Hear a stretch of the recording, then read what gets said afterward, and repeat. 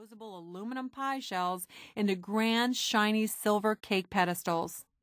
On the top of each, she placed a single 8-inch cake, which she iced in white frosting, giving her a perfect canvas for dozens of bright pink flowers and rich green leaves.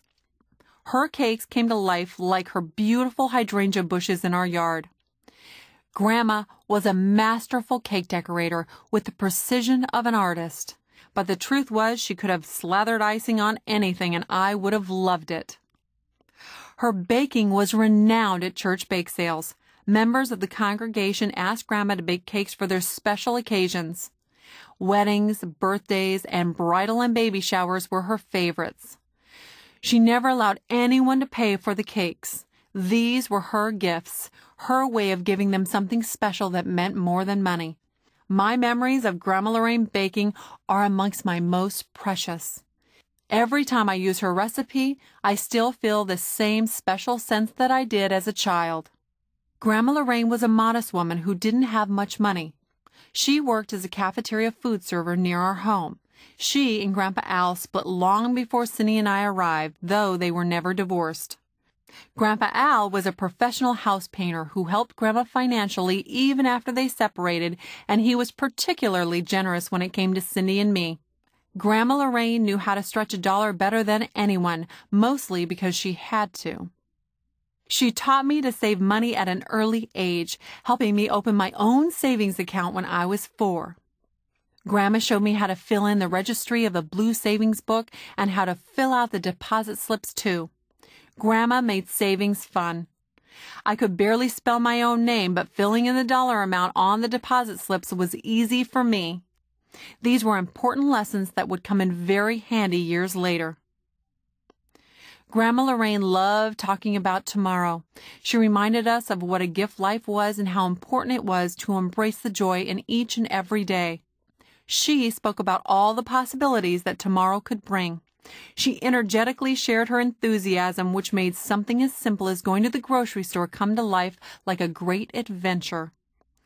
She talked about what the cookies would look like in the bakery, which parking spot the angels would save for us, and her never-ending quest to find the perfect peaches for her pie.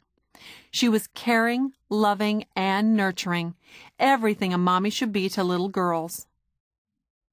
My grandma was also the queen of clipping coupons. She made a family event out of cutting them out of our daily newspaper and the special Sunday supplements so that she could maximize the double and the even triple values on certain days.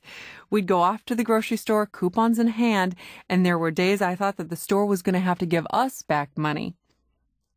Her frugality taught us to be thoughtful about our finances and understand the value of money. Cindy always sat in the front of the cart because she was the baby, and I got to stand in the basket because I was the big girl. Grandma navigated her way up and down the aisles in search of the best bargains and the biggest savings. She taught me which foods were pantry staples and which ones were for pure comfort, and how to combine the two to make the ordinary extraordinary.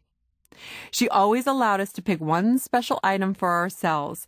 I usually wanted that little red box of raisins. I just loved fishing out those golden plump sweet treats with my tiny little fingers.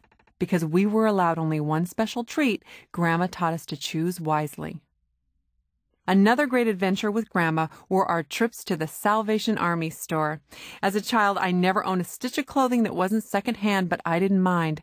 Grandma made it a special event to find the world's greatest treasures that were buried in the boxes lined up on the floor and on top of the shelves against the back cinder block walls of the store. We always found fantastic deals so we could buy more with our money. Grandma loved to buy us princess dresses, old 1940s and 1950s evening gowns.